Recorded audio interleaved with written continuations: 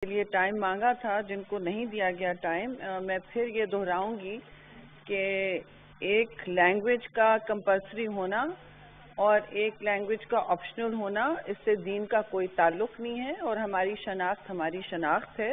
جو لینگویجز کسی بھی ملک میں کمپلسری ہوتی ہیں وہ مادری زبان ہوتی ہے ہمیشہ سے، تو آن دا ریکارڈ ہم یہ بات کہنا چاہ رہے تھے، آپ نے موقع اس وقت موضوع نہیں سمجھا۔ خیر، موشن پہ آتے میں ایک اور بات بھی کہنے لگی ہوں کہ جو سینیٹر عائشہ رضا فاروق نے ابھی ایک انسٹرومنٹ موو کیا ہے، وہ لگتا ہے ہم میں سے بہت کو کرنا پڑے گا، بہت سوں کو، کیونکہ اس ہاؤس نے اپنی فہم میں اور اجتماعی دانش استعمال کرتے ہوئے چائلڈ میرج ریسٹرینٹ بل بھی پاس کیا تھا، جو یہاں سے ہر مرحلے کو پاس کرتے ہوئے حکومت کا بھی حامی بھراتے ہوئے پہنچا ہے نیشنل اسمبلی۔ وہاں کوئی ایک سال سے گم ہے چیئرمین صاحب۔ ایسے بہت سارے بلز ہیں جس پر ہمارے سینیٹرز نے سال ہر سال کام کیا ہے، اور وہ ہماری مستقبل سے منسلک ہے، اور ہمارا کام، بنیادی کام یہ ہوتا ہے۔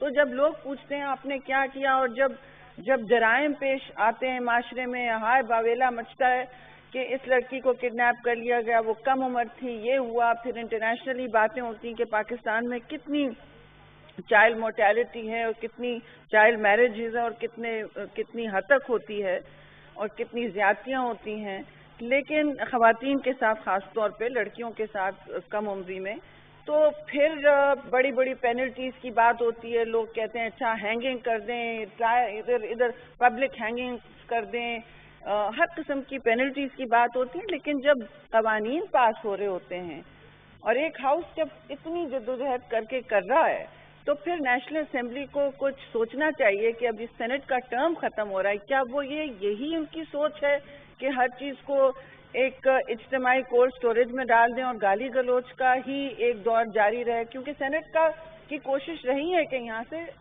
کوئی سیر حاصل کام نکلے۔ تو اگر آپ اس پر کوئی، میں نے پہلے بھی اسپیکر صاحب کو بھی لکھ لیا تھا کہ جی ان کو پاسج کرائیں، وہ کہہ رہے تھے کووڈ کی وجہ سے سیشن نہیں ہو رہے تھے، اس وجہ سے لیپس ہو گئے۔ نہیں، وہ جو پہلے لیپس ہو گئے ہیں وہ صرف واپس آئے ہیں، 3 تھے، ہم نے ان کو جوائنٹ سیٹنگ میں بھجوا دیا، باقی نیشنل اسمبلی میں آج میں پھر اسپیکر صاحب سے بات کروں گا۔ جی تھینک یو۔ جی، اب سبجیکٹ پہ آئیں گے۔ اب سبجیکٹ یہ ہے کہ، اور یہ بھی بہت ہی اہم اور سنجیدہ سبجیکٹ ہے، لیکن نہ اس کی رپورٹنگ ہوتی ہے نہ اس کا ڈسکشن ہوتا ہے۔ ہم نے ایک کلائمیٹ چینج کے حوالے سے ایک پورا کوکس بنایا تھا سینٹ کا، اور میں کووڈ کی وجہ سے ہم نے، کیونکہ والنٹری ہے، اس میں کوئی نہ ٹی اے ڈی اے ہوتا ہے نہ کچھ، لوگوں کو پیمنٹ بھی نہیں ملتا، لیکن سارے سینیٹرز میں کہوں گی کوکس سے زیادہ، نمبر سے زیادہ جمعے کی دوپہر کو بھی آ کے بیٹھتے تھے اور اپنا ٹائم دیتے تھے۔ تو میں سب کے I am grateful to all the senators who have been serving at this caucus and across the aisle and you have been supporting it. اس میں ایک ایشو ہم نے ریز کیا تھا بار بار، اس پہ کافی کام بھی ہوا تھا، یہاں کے اسلام آباد کے ویسٹ وغیرہ سے تو ہوا ہے، لیکن فضائی آلودگی جو خاص طور میں ونٹر میں، جاڑوں کے مہینوں میں ہمارے لیے بہت اہم ہوتی ہے، اس پر سب کی، کیونکہ یہ کل کی آج کی پرائس رائز نہیں ہے، یہ سینٹ الیکشنز کے بارے میں نہیں ہے، یہ کرپشن کے بارے میں نہیں ہے، اس پر کوئی توجہ نہیں ہوتی۔ اصل ہمارا پاکستان کی بہت بڑی کرائسس اس وقت یہ چل رہی ہے، یہ ایک لانگ ٹرم ون ہے، لیکن یہ جس طرح ہم گلیشیئرز کی بات کرتے ہیں جو آہستہ آہستہ اترتے آ رہے ہیں، یہ بھی ہمارے لیے ایک بہت بڑی کرائسس کی ڈائمینشنز اسیوم کر چکا ہے۔ اور میں چاہوں گی اس پہ اور لوگ بات کریں، آگاہی پہنچائیں لوگوں کو، اور اس پر کوئی جوائنٹ ایکشن ہم لیں۔ اب جہاں تک آلودگی کی بات ہے، چیئرمین صاحب، ان پچھلے 2 سال میں پاکستان 7واں سب سے ولنریبل، سب سے افیکٹڈ ملک تھا پوری دنیا میں کلائمیٹ چینج کے حوالے سے۔ اس میں گرمی سردی کی بات ہے، Rukhsana Mushahid, I would like you to pay attention because یہ آپ لوگ ان چیزوں پر کام بھی کرتے رہیں۔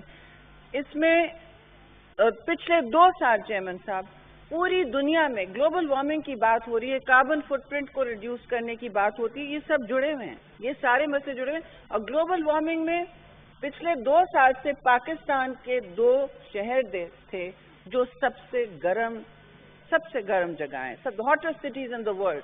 One was Jacobabad, the other was in near Quetta.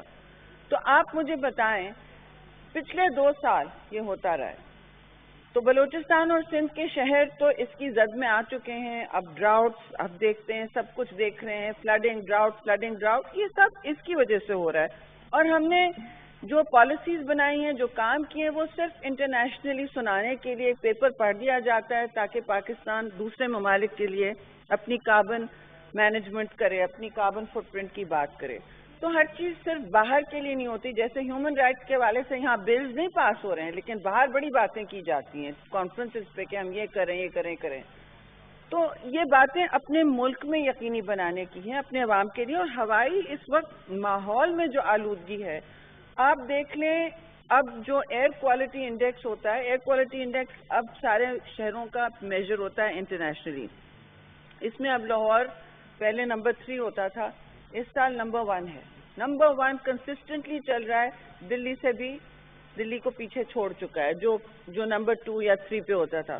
پیچھے کراچی بھی آتا جا رہا ہے, کیونکہ یہ ساری چیزیں جڑی ہوئی ہیں. اگر دلی میں پولوشن ہوگا تو لاہور میں ہوگا, لاہور میں ہوگا تو پھر گجرانوالہ میں ہوگا, گجرانوالہ میں ہوتے ہوتے نیچے بھی. اب یہ کراچی اس لیے بچا ہوا ہے کیونکہ سمندری وہاں ہوا آتی ہے, کوسٹل آتی ہے.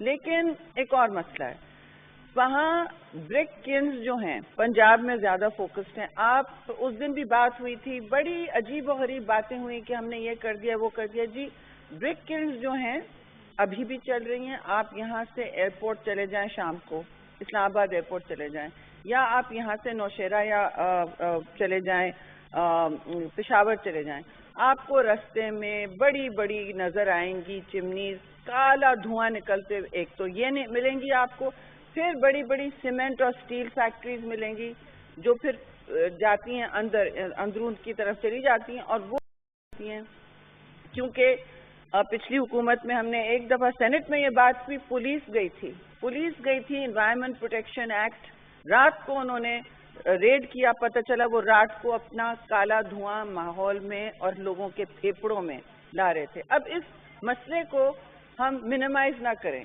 ہم نے کام کیا کوکس میں کلائمیٹ چینج میں, اور منسٹر آئیں, انہوں نے کہا کہ بھئی ہم ریڈیوس کر رہے ہیں, ہم زگ زیگ ٹیکنالوجی لا رہے ہیں, اس کے لیے بس صرف 20 ملین کی ضرورت ہے. وہ آج تک ہم نے نہیں دیکھے. بہت سی کلنز, اس میں کوئی 20 یا 23 کلنز ہو گئی, اب ان میں سے سفید دھواں نکلتا ہے. یہ بڑی اچھی بات ہے. اس کو ہم نے آن سکیل کرنا تھا, لیکن وہ ٹارگٹ کسی کی نظر میں ہی نہیں ہے, وہ کسی کی ڈسکشن میں ہی نہیں ہے.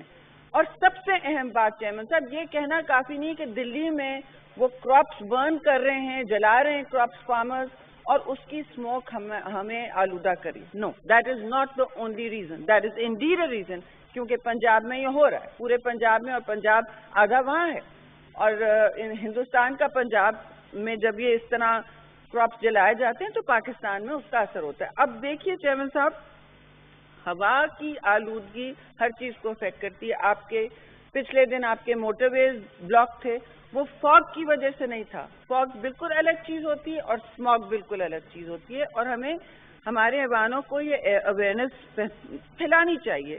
ایک چیز ہوتی ہے آپ کے پورے ماحول میں, اٹس کالڈ ڈسٹ.